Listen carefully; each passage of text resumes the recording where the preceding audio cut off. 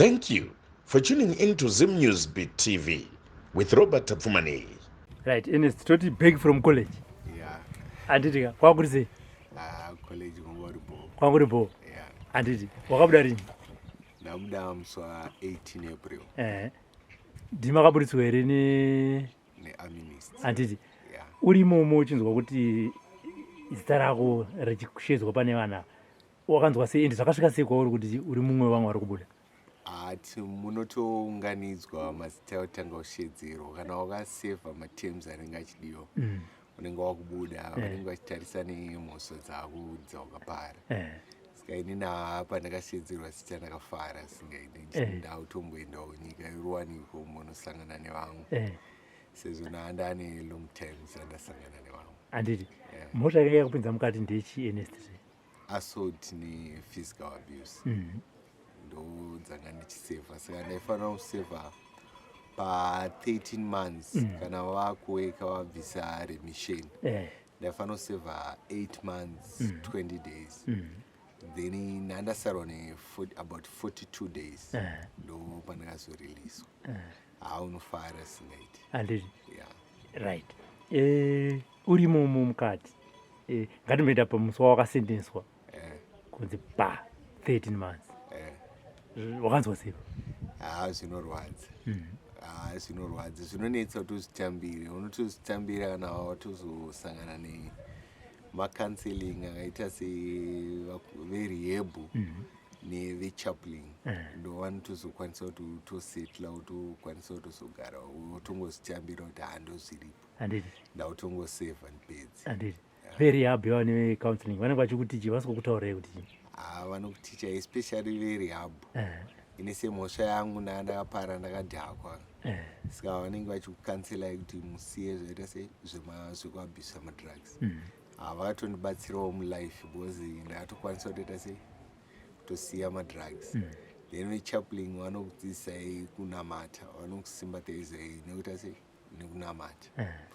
So daiwa bhozo kuti anditi kana patime more time yeu ndeyemaprayers unenge wakutokwanisa kutorwa maprayers kutonyatsoona kuti zvasiyana panga ndirichi panze panapa unenge watokanganwa kana kutoenda kuchechi wakutongoita zvekudhakwa nene but kana uri mukati go to church. Anditi madrugs aya wanga watanga sei? Madrugs ini ndakamatanga hangu pandakarambana neex-wife yangu ndo pandakatanga kutonyatsoitawo zvemadrugs ichingoti rikati remove stress but ndakazozopedzisira addicted ndatona addiction. Saka addiction yekuti utosiya kutombobuda musociety ndokutokwanisa kutosiya zvaunoita uchitokanselwa neverehab uchiita sei uchirapwa. Seni yangu ndandine medical rangu saka ndaitorapwa zvese fine. Kungotoripo. Anowanikwa kumadrugs umayatorera means how easily accessible are they? Madrugs anongowanikwa chitsotsi. Alright. Kuti vanenge vachingotengesa vanenge varingorimo mukati imomo. Vamwe vanonotorawo tonazi vamwe vachitorawo zvinongosiyana siyana kwanowanika. Anditi saka maamukati wapedza kudzidziswa kana kugarwa newe pasi uchinyatsotanangurwa kunzi no yakatambika jeri rinopera. Ndezvipi zvawakazotanga kuita uri mukati? Ndaita zvakawanda because kumusic choir pajeri gospel choir tisitaimba kana kutoparidzira vamwe tisitaiparidza kuchaplain. Then ndaitawo macourse the likes of course yealpha neprisoners journey. Nekuimba ndakatowanawo time yekusetla kutonyora mangoma angu ezimdanso ehip-hop egospel zvese taitowana much time. Ndandiri musiyard ndanga ndisingabude kuenda kubasa ndandiringori muyard ndaigara muyard ndichitorapwa nemedical rangu kusvika ndabho. Saka ndo zvatikadzidziswa mabasa emaoko. Pandakaenda mabasa emaoko ndaita construction sezvo ndakambovaka panze mabasa emaoko anenge ari kwakawanda, munhu ungochuza raunonyatsogona rauri bona. muri mukati hakuna here vamwe vanogona kuda kukudzidzisai zvekuti even kana uchinge wabuda vamwe vanenge vakuti hanzi unobuda hardcore criminal wambavha checheyo, havuna here vamwe vanoene maideas iwayo? Inyaya dzokunyepa dzedzi. Vanhu vanenge vachingotaura muona pakugarisana kwatinoita vanogona kusangana mbavha imwe yakapinda netheft, kwete imwe manlofu end, kwete imwe robari. Saka kana vakutaura mafirimu avo mapariro avo akaita mhosva ndoanonzi mazato. Inyaya dzekunyepa dzedzi. Saka iwo wakada kuzozviteedzera wapanzi, aiwa unobhureya unotosungwa. Bozi vamwe panenge pachiexaggerate, kuexaggerate kuti ndakazodai but mafirimu achona kana ukazotarisa kana munhu wacho anenge achitaura izvozvo unotonyatsoona wega panenge pauda munhu ane brain. Bozi wada kuteedzera zvishuwa vamwe unotobuda wato hardcore criminal, but kana uri munhu anotonzwisisa anoziva uchitoteerera zvaunenge uchidzidziswa kuchaplain nekurehab, aiwa unotobuda uri munhu aripo, unenge wakutotya chakaipa, because you know what is good and what is bad. Zvinosungisa nezvisingasungisi unenge wakuziva. Saka ukazoda kuramba uchiita zvinhu zvinoita sei zvinosungisa, unogona kupika, vanopika jeri vanoziva, unogona kutanga kupika jeri rechi-B class wozopika rechi-C class, wada kuramba uchiita nharo unozopika rechi-D class, rechi-dangerous person. Saka kutongorependa kuri bozi mamwe acho mabhuku mazato vanhu vanenge vachingonyeperana. Alright. Teme yanga uri pane mumwe here aito akambodzoka aitonzi uyu akanga ari munhu? Varipo vakawanda, vamwe ndakatosvika inini varipo vakatobuda vakatodzoka ndiripo.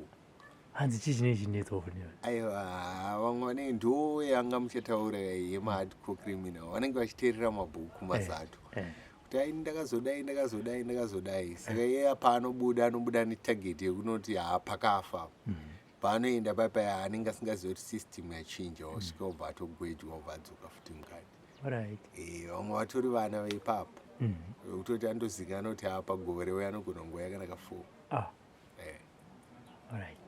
Saka ngatidzokere musuwo wakabuda washedzwa zita rako wautsonzi no Ernest wakuenda kumba. Vekumba vaizviziva? Vanga vasingazivi. It was a surprise. Ndikatozofonera munin'ina wangu tomudza kuti aiwa ndakutouya kumba nhasi. Iye anga angotarisira kuti ndobuda musi wa2 June. Pandikatosvika aiwa vakatondigamuchira zviripo. Vabereki? Zvese bo. Anditi mudhara akatanga kuti chima wauya manje. Takatowirirana chekutotanga watondiudza kuti aiwa usazodzokera munzira yako yemadrugs here. Ndikatovaudza kuti aiwa ini ndabho physical fit, mental wellness. Saka handichadzokera madrugs. Anditi potsonzoka vamwe vachiti alright, tombodaro paunga uri kuprison vaikuvhizitira hama dzako? Vaiuya almost like every weekend. Vaitouya. Handiti ndinonzwa vamwe vachiti kana vachinge vabuda vanogona kusangana nedambudziko rekuti hama dzinogona kuvaramba musociety, zvokuti vamwe kazhinji ndipamapisa kuti mumwe anogona kutonoba deliberate kuti adzokera ake kujeri.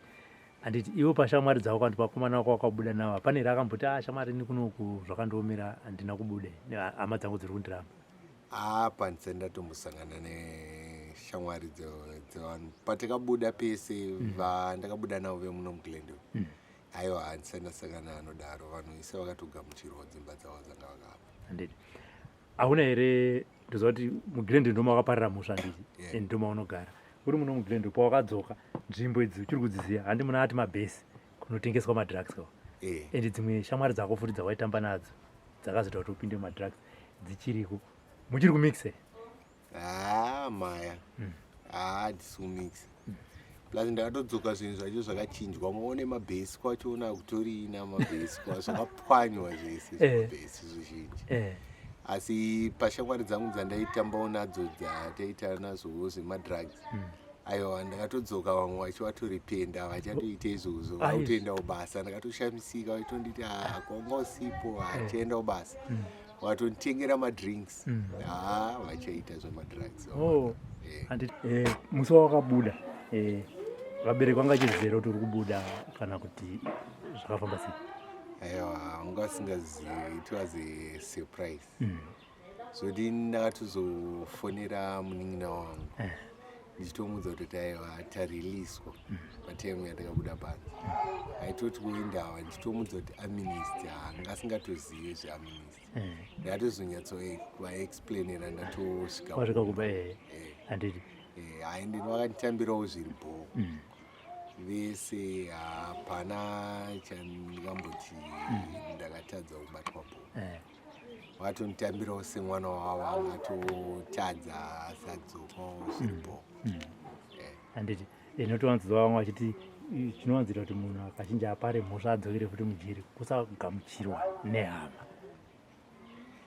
Zvinosiyana bhosi, inini hama dzangu ndo vandakatotadzira kuti ndiende kuprison.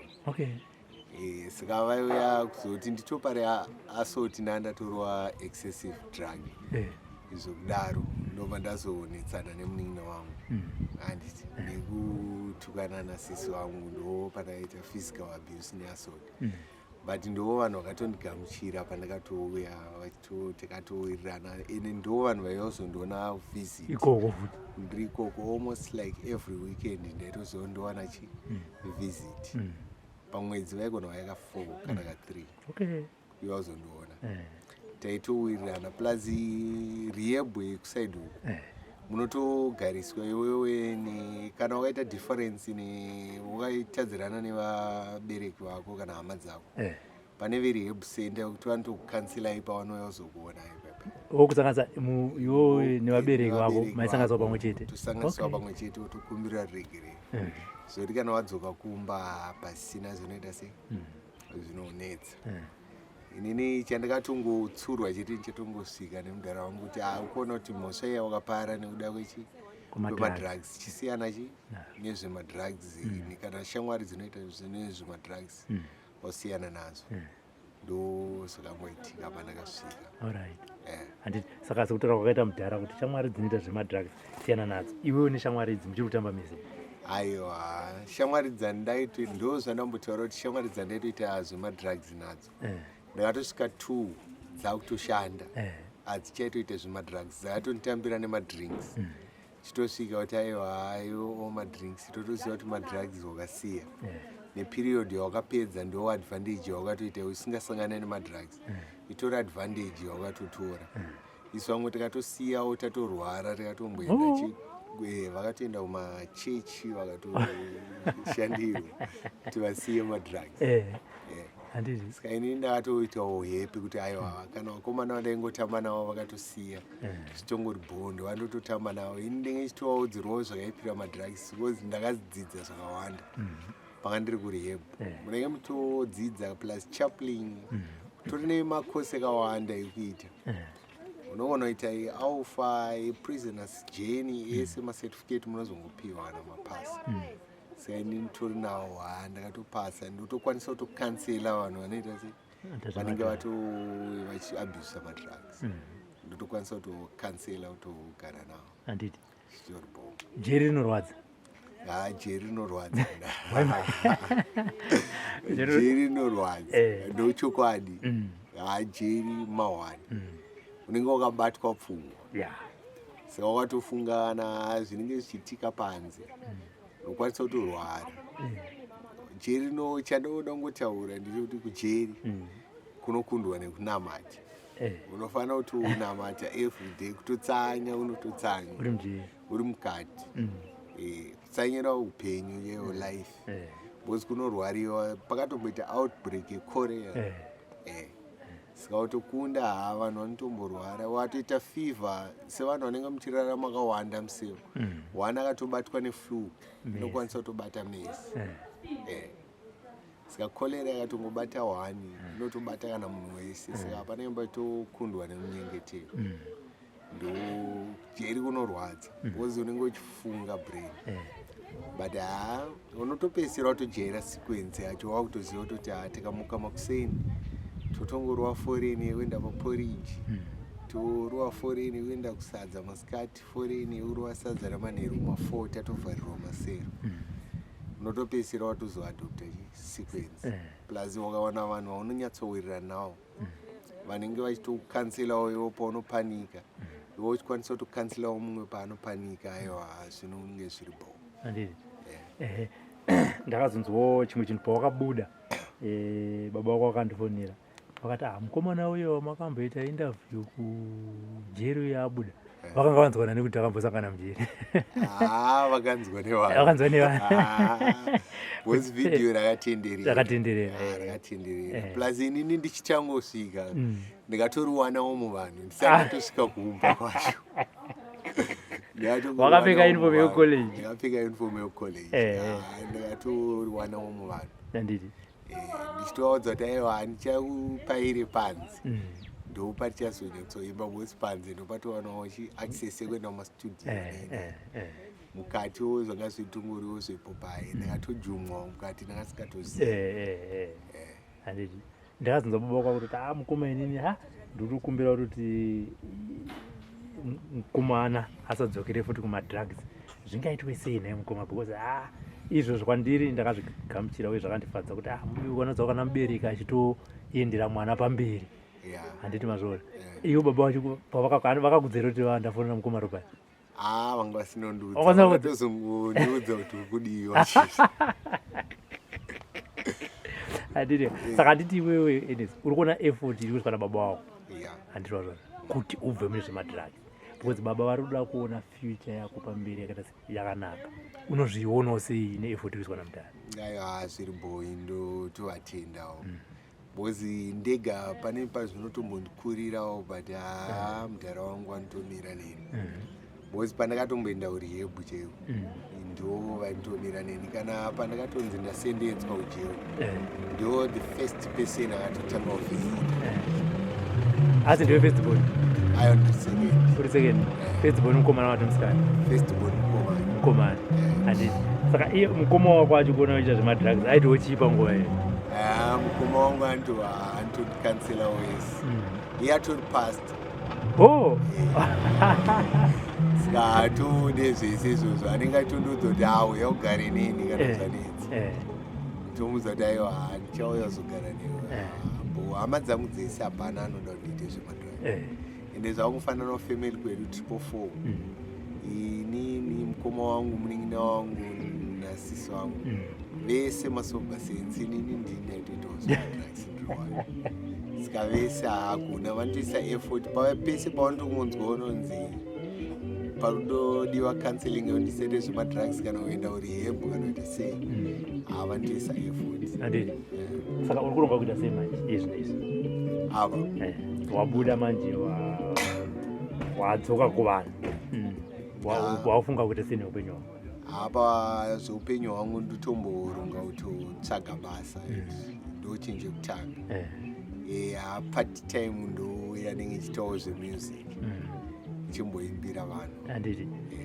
panyaya dzemusic apa uri mujeri ndakamboona uchiimba paipai une masongs ine mamwe wakazonyora aunoita siri kuti mukana wakavhurika ubva waita sei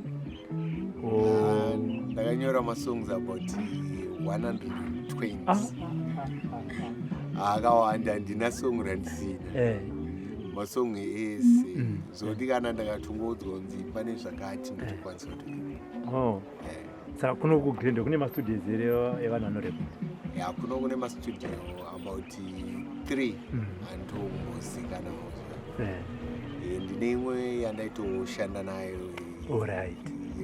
inonzi Ghetto Stars yekwakuje neimwe inonzi TGS neimwe inonzi Streetwise saka pandakasvika apa vaitondoudza kuti aiwa tinoda kuti timborekodha but ndo pandakasvika naubva ndauya kuno saka handisati ndawana time yekunyatsotaura navo kuti torekodha chii handiti chekupedzisira meseji yako kwapana vari kuita zvemadrugs zvezvide kuti chii ini meseji yangu kune vari kuita zvemadrugs hamana indoti say no to drug abuse zvinopinza mumatambudziko akawanda so vangu takaita laki yekuti takakwanisa kuendawo kurihebhu but unokwanisa kutowana mamwe matambudziko ekuti unokwanisa kutofa kana kutopara mhosva yakaipisisa nedrug abuse because madrug unotozofunga zvimwe waita Saka inoti I know to drug abuse. Andiriya.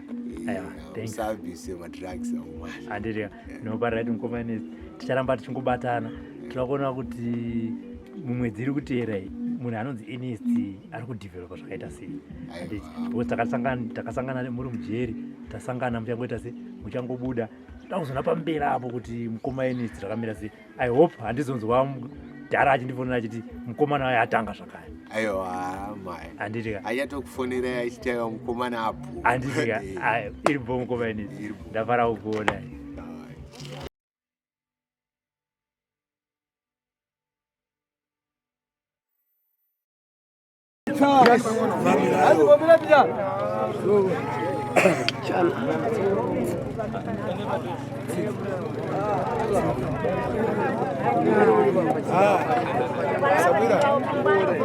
Masawira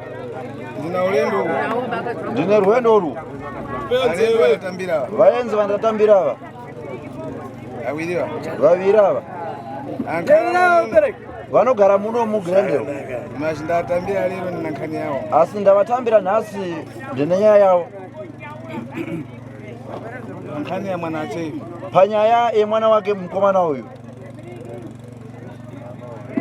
vaneseka na mwana achei atambudzika nemwana wake uyu nawe mfiti hai haasi muroyi uyu alipo ufiti haasi muroyi uroyi wacho haana ndiye lina ulodza uyu hai haasiriye ari kuroya mwana uyu uyu kuzvirodza eka uyu kuzviroya ega azvirodza na njira yaponi akazviroya nenzira ipi izvi zvimbaredzeresa zvinodhaka zvidamudzonga nzero zvakamukanganisa njere kupita apa kumezera kumuyang'anira vakamboedza kupinda apa nepapa kuti pamwe abatsirwe asi haazvaramba zvolini ndizvo here marezero zaparapatana uyu bzikonzera eka kumagumo munopesera makuzonongedzana asi uyu akazvitsvagira ega anofunika kuchita temba kudya mankhwala anofanira kutora nguva yaanodya mushonga ne achite simana alibe kubwerera mwoyo wako kana akatoita vhiki asina adzokera kumba kwako ayo manja mwaine ari mumaoko masekuru achidya mankhwala achidya mushonga uzodzoka mushe kumba kwako mutarisa kuti njere dzake dzadzoka here kana kuti hadzini ukapita kwanyebeza upasa mankhwala achita bwino mashe kundobwerera pamwe wayamba ukaenda kung'anga achipiwa mushonga anoita zvakanaka asi ngodzoka pamba chete zvatanga ine utanizatani ndiripo pano iyewe wakaniziva sei ndiri pano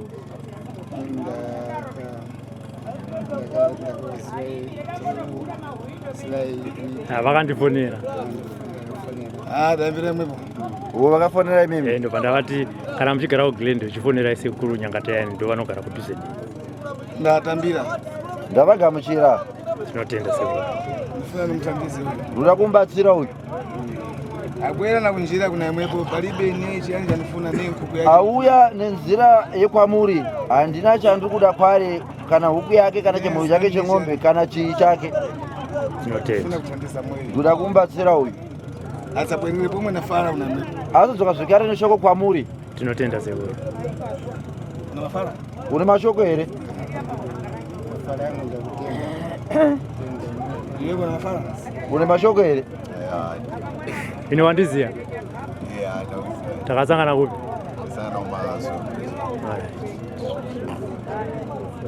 Katamangiwa? Wama wasungwa? Nankani poni? Nenyaya ipi?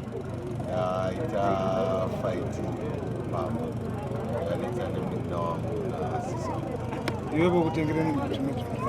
Kwa hiyo unotorere zvinodhaka?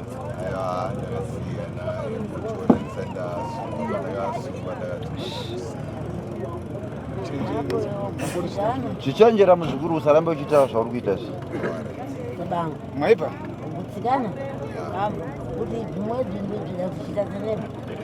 Uri kugutsikana here kuti izvo zvinhu zvakakukanganisa? Hapana, uroyi apa. Inde kufamilia ufiti mkhala ulipo. Wongu? Kudzinza ukama unovako.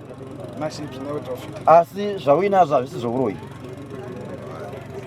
Tiyangana chapasa utenga. Tinotsvaka chapa dambudziko. Nawe kapata mfitisa. Kusiri zvokunobata-bata vamwe varoyi vasina kukuroya vacho. Kani yako ikambika lero? Nyaya yako iri kutanga nhasi. Yayambika lero uya kubwerera lini? Ikatanga nhasi kuti uyu kumba achadi achadzoka Muyangana tokubara basi. munongomuvigira hembe dzake Achitesimana naye. woitawo vhiki rimwe chete aina sekuru Sana. tikuwirirana Yapfika zile kuleka. anotora baba wako uya nazo Kupita kamaliza kama mama popo. udanopesa zvawakasiya zvese Kara mama ija makwara. iwo gara pari udye mushonga Hapa. wazvinzwa Mandaya ngazakuru. vachakuvigira baba wako Mafara.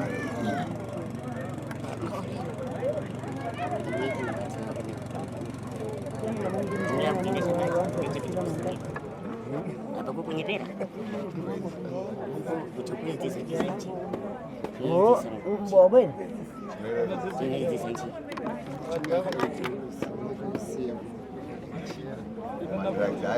Reka. siya kana mbanje Zero zifunga zikonza. pfungwa dzinofana kugadzirwa dzidzokere panzvimbo mbanje siyai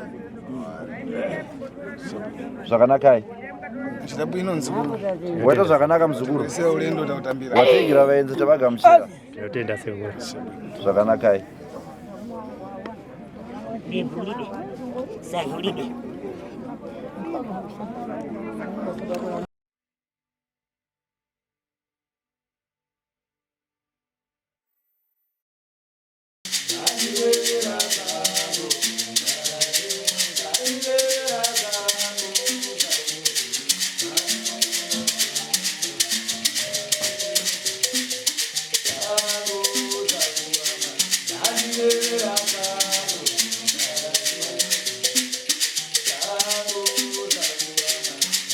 Thank you.